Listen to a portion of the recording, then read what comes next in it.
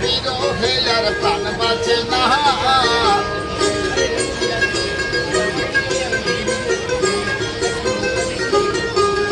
যখন বলে বললো লোকে মন্দ বিরহে আর প্রাণ বাঁচে না। দেখেছি সাগরে মনির মতন কাঁচা সোনা।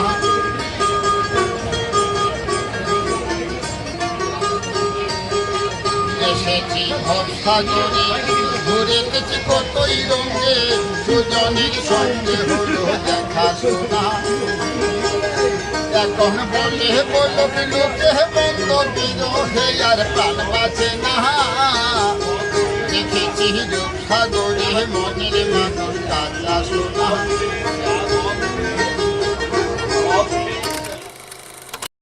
হ্যালো বন্ধুরা, গুড মর্নিং। কেমন আছো তোমরা? আশা করি তোমরা সবাই খুব ভালো আছো, আর আমিও খুব ভালো আছি। গরমের ছুটিতে বেরিয়ে পড়েছিলাম দুদিনের জন্য ঘুরতে। আমরা চলে এসেছি বোলপুর। বীরভূমের বেশ কয়েকটা জায়গা এই দুদিনে আমরা ঘুরে নেব। আর এই দেখো আমার মেয়ে আর আমার বাবা মা আর আমার হাজব্যান্ড, আমরা এই 5 জনে বেরিয়ে পড়েছিলাম ঘুরতে। তো আমরা এখানে চলে এসেছি বোলপুরে ডিয়ার পার্কে। ডিয়ার পার্কের ভেতরে ঢুকতে কিন্তু কোনো টিকিটই লাগেনি, যদিও টিকিট কাউন্টার ছিল বাইরে। আসলে এখন সেভাবে এখানে হরিণ নেই, 50-60টা মতো হয়তো আছে। আর প্রচণ্ড গরম ছিল বলে হরিণগুলোকে কিন্তু আমরা বাইরে দেখতে পাইনি। অনেক দূর থেকে দেখতে পাচ্ছিলাম একটা হরিণ বসে আছে, ব্যাস এইটুকুই। কিন্তু আশপাশের মানে ওখানকার যে প্রাকৃতিক সৌন্দর্যটা খুবই সুন্দর। ওখানে বসে সময় কাটাতে বেশ ভালোই লাগবে গাছের ছায়ায়, কিন্তু আমাদের অত সময় ছিল না বলে আমরা আর বসিনি। এই যে অনেক দূরে, তোমরাও নিশ্চয়ই দেখতে পাচ্ছ, ওই দেখো অনেক দূরে একটা হরিণ বসে আছে। তো আমরা একটু আশপাশটা ঘুরছিলাম। আগেই তোমাদের বললাম যে ওর ভেতরে বসে থাকার জন্য বেশ সুন্দর জায়গা আছে, গাছের ছায়ায় বসে থাকার অনেক ব্যবস্থাও আছে। অনেকে বসেও ছিল, কিন্তু আমরা আর বসিনি। আমরা একটু আশপাশটা ঘুরে বেরিয়ে পড়েছিলাম পরের গন্তব্যের জন্য। তো খুব খিদে পেয়ে গেছিলো, ওই জন্য আমরা চলে এসেছিলাম ওরই পাশে, মানে ডিয়ার পার্ক থেকে বেরিয়ে আরেকটু এগিয়ে, মানে সোনাঝুরি হাটের নাম তোমরা নিশ্চয়ই শুনেছো। সেই সোনাঝুরি হাট ছাড়িয়ে আরেকটু এগিয়ে একটা বেশ সুন্দর ওখানে খাওয়ার জায়গা আছে।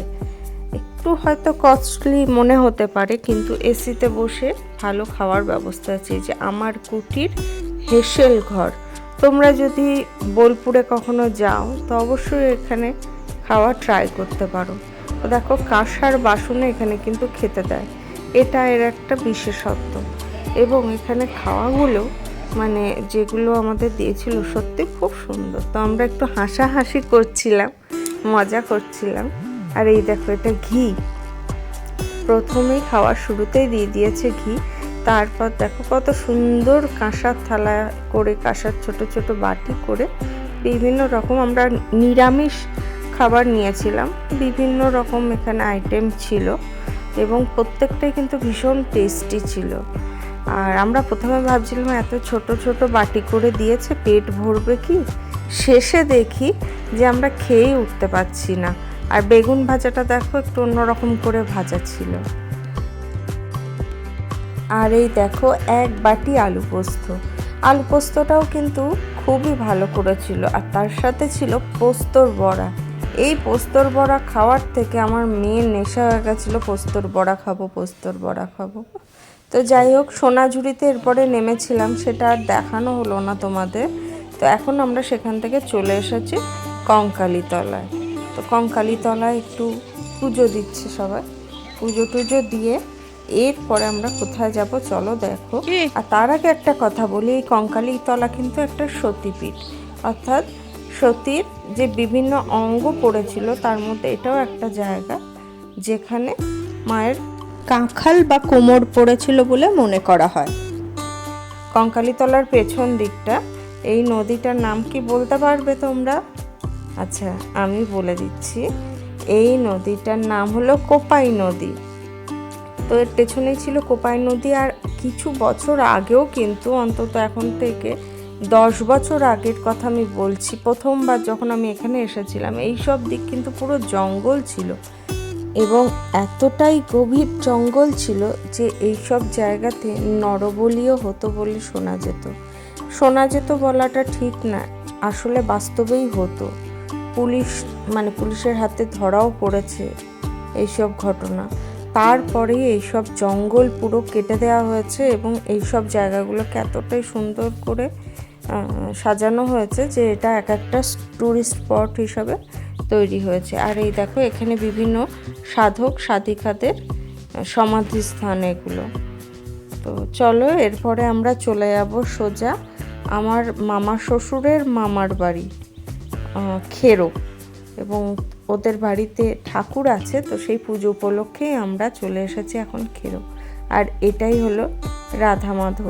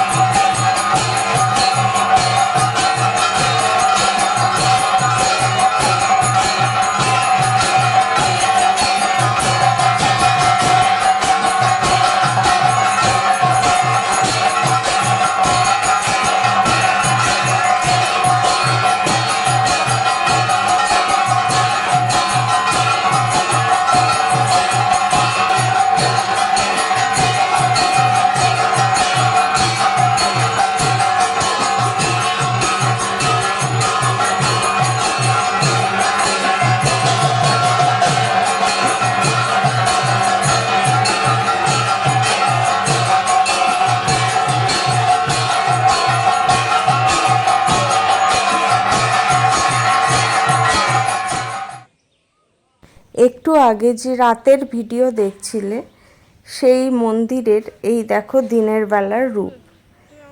এইখান থেকে কিন্তু চারিদিকের বাইরের পরিবেশটাও দেখে নাও। এই বাড়িতে আমরা এসেছি, এটা হলো আমার শাশুড়ি মায়ের মামার বাড়ি। তো আর এই দেখো মন্দিরটা একটু দূর থেকে তোমাদের দেখাচ্ছি, কত সুন্দর দেখতে এই মন্দিরটা। এটা কিন্তু বহু বছরের পুরনো মন্দির। আর আমি সকাল সকাল সেজে গুজে রেডি হয়ে নিয়েছি, আর এই দেখো সব খাওয়ার আয়োজন চলছে। তো এই যে পুজোটা, রাধা মাধবের যে পুজোটা বৈশাখ মাস জুড়ে চলে, এই পুজোটা কিন্তু বংশ পরম্পরা হয়ে চলেছে। মানে বিভিন্ন যারা এই বংশের সন্তান তাদের বিভিন্ন পালা আসে। তো এই বৈশাখ মাসে এই খেরোতে এই মুখার্জি বাড়িতে এই পালাটা আসে। তো চলো যাই হোক, এরপরে দেখো এই হলো আমার শাশুড়ি মায়ের ছোট মামা, ওনার একটা ছোট ওষুধের দোকানও এখানে আছেন এবং একেবারেই গ্রামীণ পরিবেশ, খুব সুন্দর জায়গাটা, এত শান্ত এবং এখানকার মানুষগুলো এতটাই মিষ্টি, এতটাই সরল যে কি বলবো, ভীষণ ভালো লেগেছিল আমাদের। আমরা কাল রাতে যখন এখানে ঢুকেছি প্রচণ্ড ঝড় বৃষ্টি, অন্ধকার, কিছু দেখতে পাচ্ছিলাম না, বুঝতে পারছিলাম না। রাতটা মোটামুটি ভালোই কাটলো, কারণ ওয়েদারটা ঠান্ডা ছিল বলে শুতে ঘুমাতে কোনো অসুবিধা হয়নি। খাওয়া দাওয়া করে শুলাম, আর শোয়ার পরে এই সকালবেলা এখন দেখো রাধা মাধবের মন্দির খুলেছে। আর চলো আমার সাথে তোমরাও একটু রাধা মাধবের দর্শন করে নাও। এই দেখো সবাই প্রণাম করো রাধা মাধবকে, যার যা মনস্কামনা বলো। এটা আমার শাশুড়ি মায়ের বড় মামি। তো আজকে এই ঠাকুর চলে যাবে অন্য জায়গায়, মানে বিভিন্ন জায়গায় ঠাকুরটা ঘোরে। তো এখানে 1 মাস 4 দিন ধরে না 8 দিন ধরে পালা চলছিল এই বংশের। তো খেরোতে হয়ে গেছে, এবার খেরোত থেকে চলে যাবে আর এক জায়গায়। সেখান থেকে লোক চলে এসেছে নেওয়ার জন্য। আর এটা আমার দিদি শাশুড়ি, আমি দাঁড়িয়ে আছি। আর মন্দিরটার চারপাশটা একটু তোমরা ঘুরে মানে আমার মেয়ে তোমাদের ঘুরে দেখাচ্ছে, তোমরা একটু দেখে নাও যে কত সুন্দর করে মন্দিরটা গড়া হয়েছে। আসলে এই বীরভূম, বর্ধমান এইসব দিকে কিন্তু প্রচুর মন্দির আছে, মন্দিরগুলো খুব সুন্দর, যেটা আমাদের এদিকে এত বেশি দেখা যায় না। আর এই যে আমার মা, আর এই দেখো পালকি, এই পালকি করেই কিন্তু রাধা মাধব চলে যাবে অন্য জায়গায়, আবার সেখানে চলবে 2-3 মাস ধরে পালা, এইভাবে ঘুরবে, ঘুরতে ঘুরতে আবার বৈশাখ মাসে এখানে আসবে। তো চলো দেখতে থাকো, আর কেমন লাগছে তোমরা অবশ্যই জানিও কিন্তু আমাকে ভিডিওটা। আর তোমাদের আর কিছু জানার থাকলে সেটাও বলতে পারো। তো এখন দেখো কি সুন্দর গানের মাধ্যমে মানে কীর্তন দল প্রথমে এখানে গান করবেই, শুরুও হয়ে গেছে। এরপরে তারা সারা গ্রাম ঘুরে ঘুরে গান করবে, প্রত্যেক বাড়ি গিয়ে গিয়ে গান করবে, এবং এই গান শেষে রাধা মাধব চলে যাবে অন্যত্র।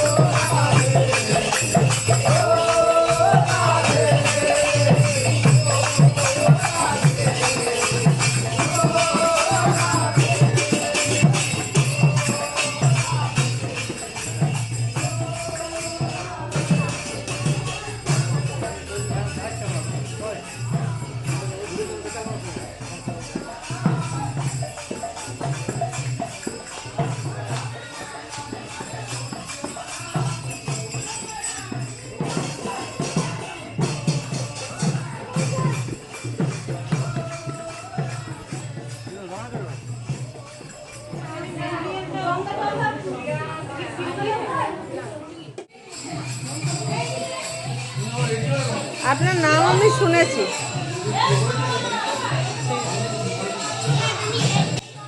একটু আগে দেখলে আমার শাশুড়ি মায়ের বান্ধবী, আমার শাশুড়ি মায়ের যা নাম ওনারও একই নাম, তাই আমি বলছিলাম যে আপনার নাম আমি শুনেছি। ওনারা নিজেরাই আসলো আমার সাথে কথা বলার জন্য। এইটাই খুব ভালো লাগে, গ্রামের মানুষের ভেতরে কিন্তু কোনো অহংকার নেই যে না কথা বলবো না নিজের থেকে, সব কোনো ব্যাপার নেই। তো খুব ভালো লাগছিল। আর এই দেখো আস্তে আস্তে গ্রামের লোকজন বাড়ছে, আর 3টে দল বেরিয়েছে গান করতে। এরা গান করে করে পুরো গ্রামে ঘুরছে, এবং এই ঘোরার শেষেই কিন্তু রাধা মাধব চলে যাবে।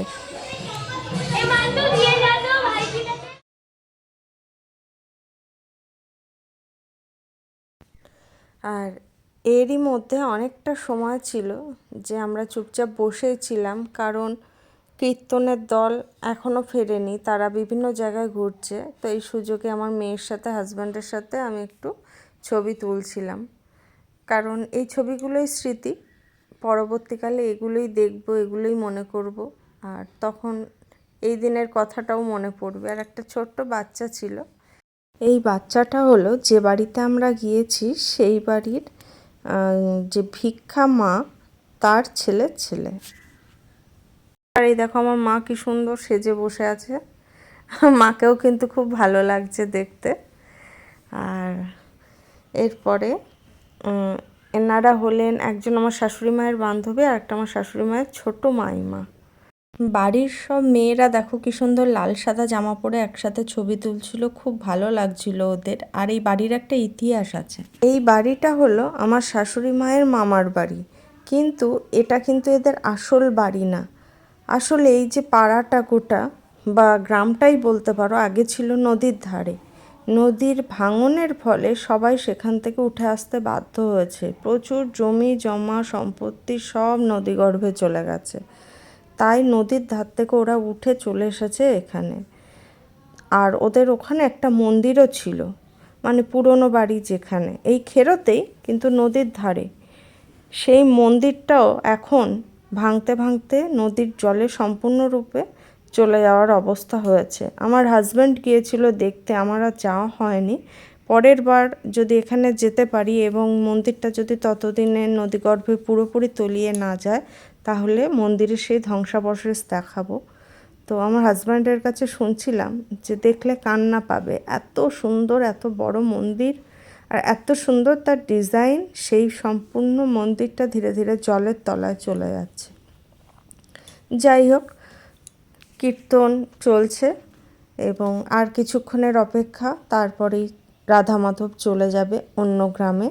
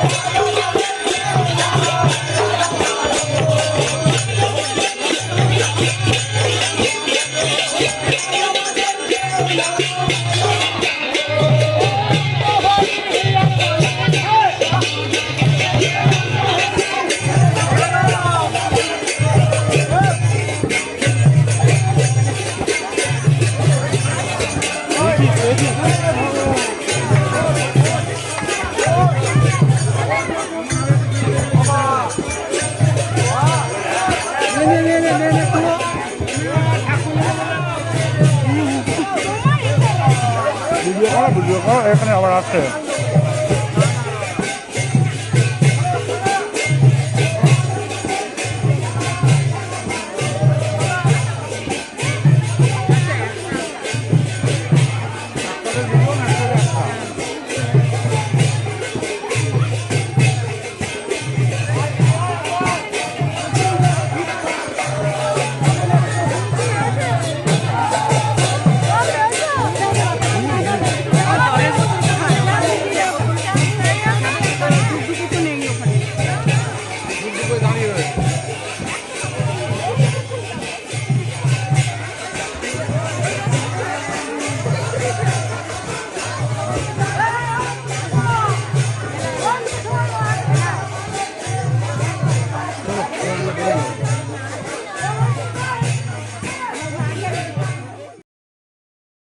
রাধা মাধব চলে গেছে, আমরা বসে পড়েছি খেতে। আর এই থালায় যা যা খাবার দেখছো, এমনকি চানাচুর পর্যন্ত বাড়িতে তৈরি।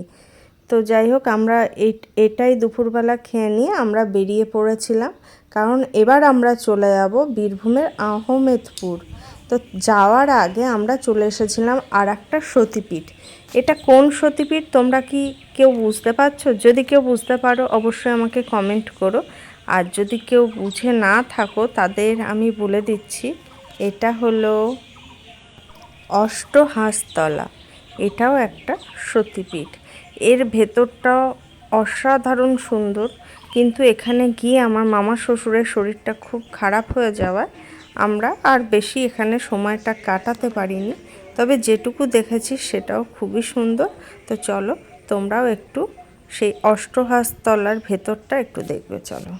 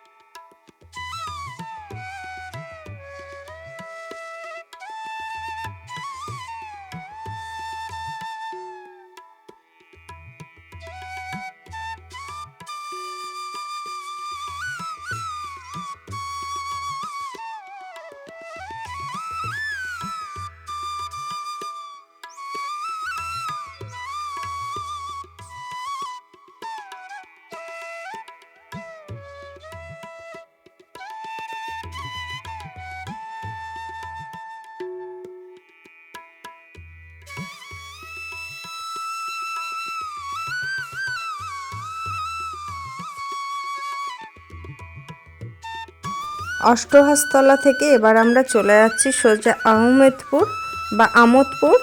আর এটা হলো সেই আমোদপুর স্টেশন।